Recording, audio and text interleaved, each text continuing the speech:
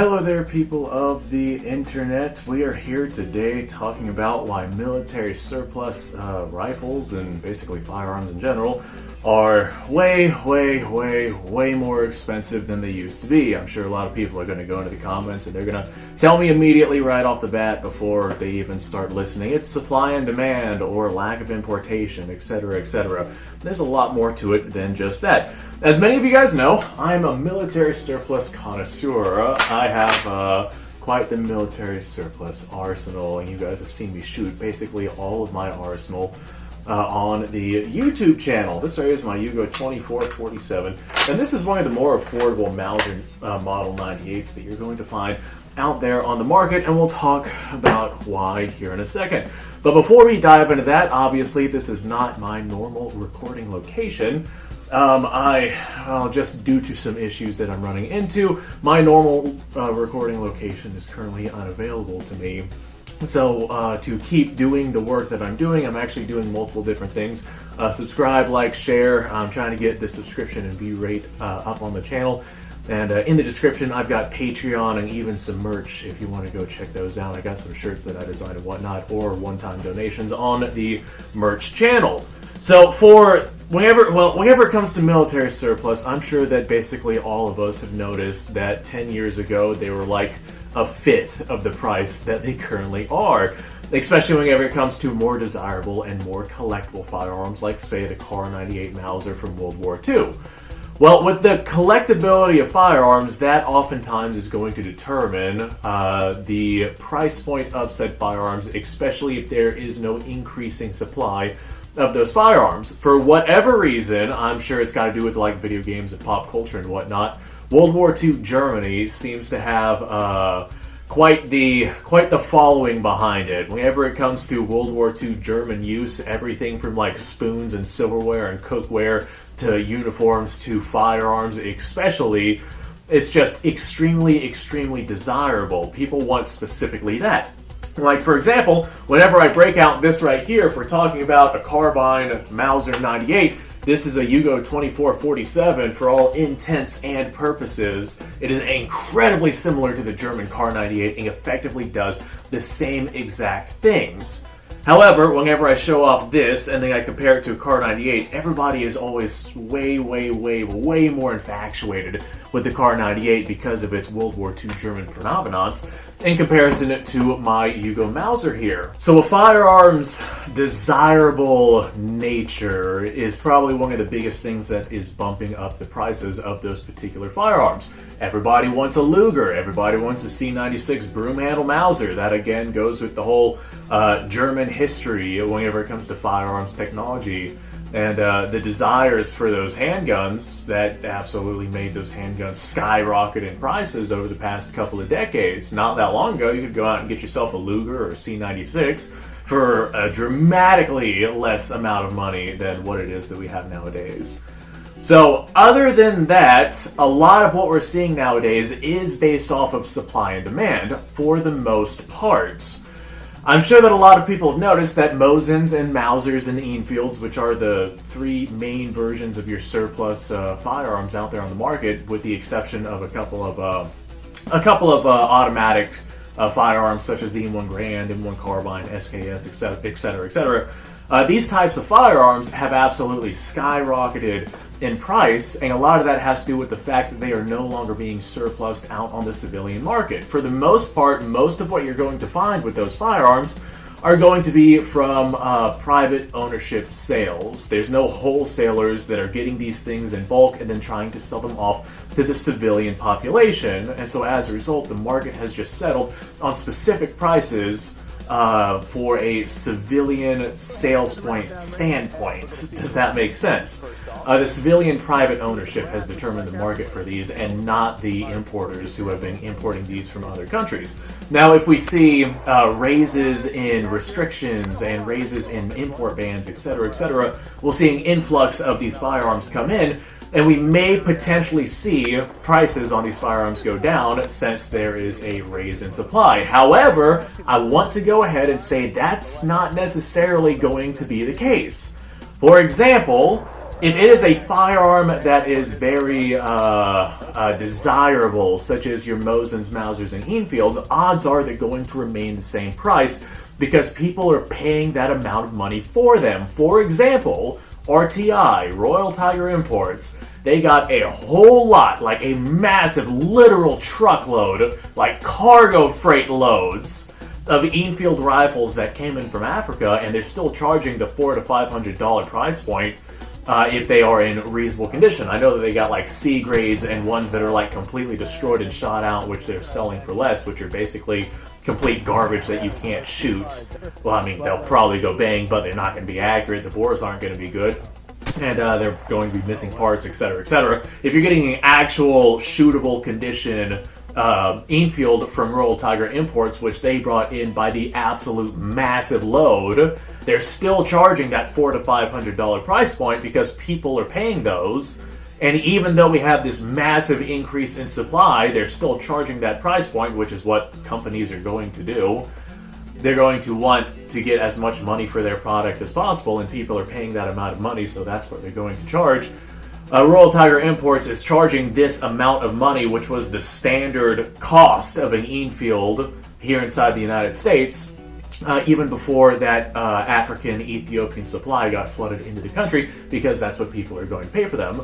The only time where you're going to see military surplus firearms for a cheaper price is whenever it's a non-desirable firearm. Like, for example, Carcanos. They imported just this unbelievably massive number of Carcanos into the United States, and we see a lot of Carcanos out there being sold by, say, RTI and various other distributors for not a lot of money, especially in comparison to the way that Carcanos used to be sold. Carcanos were never a particularly desirable rifle, but they were never particularly cheap whenever it came to particular models of Carcano, like, say, the 1891 long rifle, which is currently being imported by RTI. You can pick one of those up for like $200, versus the 1891 before the Ethiopian import.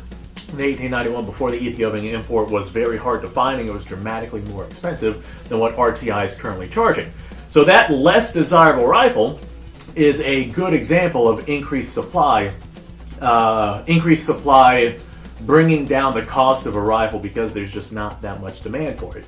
The lack of desire in that particular system is what made that price decrease. But if there is a desire for a particular system, the supply coming in doesn't necessarily matter, because even with an increased supply, the demand is going to be high enough for the prices to remain where they're at, because the demand is high enough for people to pay those prices already.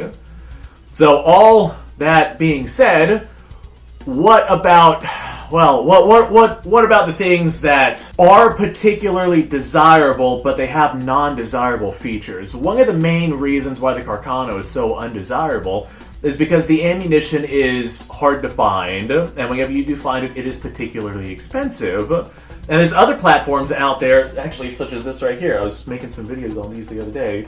This right here is a 8890 straight pull rifle, and I actually got these off of RTI for like $100, $99 flash sale or something like that. But these are chambered in the 8x50 round. This is a good example of a really cheap rifle, but it's a non-desirable platform in a cartridge that cannot be found. Like, I have to make my own out of 7.62x54 rimmed brass, and most people who are not reloaders, like I am and potentially you watching this video, most people are not going to want to go through the hassle of having to make their own ammunition to fire it through a rifle, and so as a result, these rifles just don't sell all that well. There's not a whole lot of demand for these things. And that right there makes the prices plummet, especially since RTI has just a massive number of these things. So all those features combined, the lack of desire, the lack of ammunition availability, and the sheer numbers that importers are getting right now from countries, that right there is a really good indication of when you would get a dirt cheap military surplus firearm again. People were telling me all the time that military surplus is dead, because there's no way that we're going to see dirt cheap rifles again, just because for whatever reason the market was completely destroyed. And we're not going to see like $99 Mausers or Mosins or Enfields or anything like that just because of the desire for those firearms. But we will see dirt cheap firearms like Steyr rifles or Steyr rifles that are chambered in 8x50, or the Carcano rifles, just things that aren't necessarily all that desirable, and we're seeing that literally right now. I've got like 6 Carcanos that I bought for under $100 over the past 2 or 3 years or so, just because I got them at really good deals, and there's a massive influx of them coming into the country. Now, remember, supply does not necessarily dictate it. What dictates it is what people are willing to spend. And nobody is really spending a lot of money on Carcanos or these old style rifles that are chambered in an obsolete, non-existent cartridge. It's all about what people are willing to spend and what people are actually going to go out and buy. And for the most part, people are going to buy the Mosins and the Mausers, etc., etc., even if they are at an increased price. We see people paying $400, $500, $600 for Mosins, Mausers, and Enfields on a regular basis nowadays. And so that's what people are going to charge, whether or not the surplus that is being brought in is massive, or if it's completely dried up, like, say, the Mosin. Now, of course, there are different variations for different platforms that are going to bring in more money or less money. Like, for example, the Yugo Mauser here, you can pick up one of these for about $400. They're not quite as cheap as the $200 you used to be able to get them back in the day, but they're definitely significantly less expensive than, say, the Kar 98. Or if you're going to go out and get yourself a standard Russian refurbished Mosin Nagant 9130, that's going to run you probably about $400 as well nowadays. And it's going to be significantly less money than picking up, say, a Finnish Mosin or something like that, which is just more desirable, and, people are just willing to pay more money for that. And people are currently paying more money for that.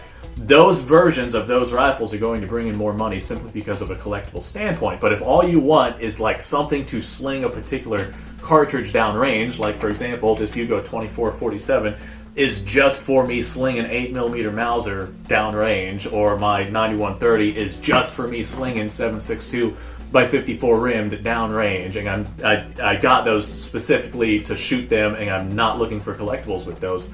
I have other firearms that are definitely collectible and whatnot, but those right there are versions of, although they are more expensive than what we used to pay, those are versions of cheaper versions of what you could come to expect with those, just because they're not all that desirable, but they're desirable enough to keep that sort of price.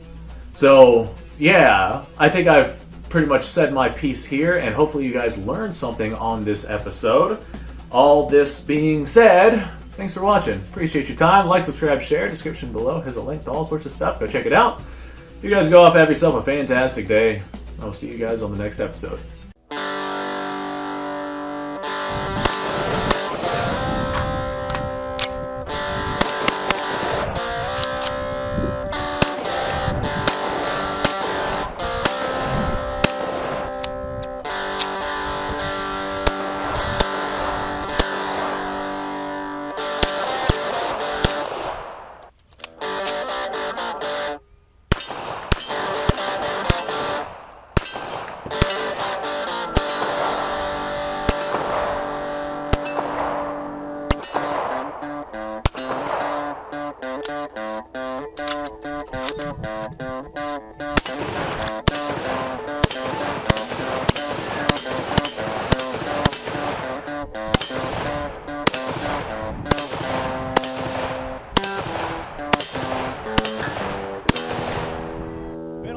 Since I've done this.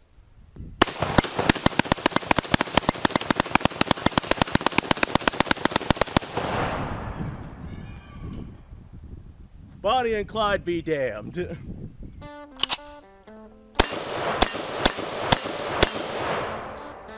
Poor man's Garen.